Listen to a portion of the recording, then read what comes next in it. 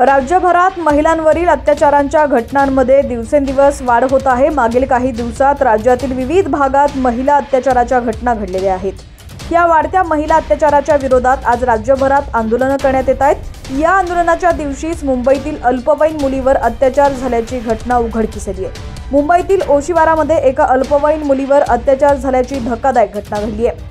बातमी पूर्ण पाहूया त्याआधी तुम्ही HPN मराठी न्यूज चॅनल पहिल्यांदाच पाहत असाल आणि अजूनही चॅनलला सबस्क्राइब केलं नसेल तर नक्की सबस्क्राइब करा, जेणेकरून आमचे अपडेट्स लवकरात लवकर तुमच्यापर्यंत पोहोचतील। तर मिळालेल्या माहितीनुसार मुंबईच्या ओशिवारा परिसरात एका इमारतीच्या सुरक्षा रक्षकानं अल्पवयीन मुलीवर अत्याचार केल्याची खळबळजनक घटना घडली आहे।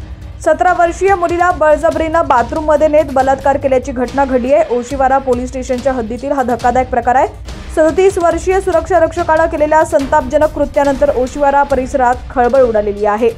या प्रकरणी पोलिसांनी 37 वर्षीय सुरक्षा रक्षकाला ओशिवारा पोलिसांनी अटक केली आहे। बलात्कार आणि बालकांचं लैंगिक अत्याचारापासून संरक्षण कायद्याअंतर्गत सुरक्षा रक्षकाला अटक करण्यात आलेली आहे।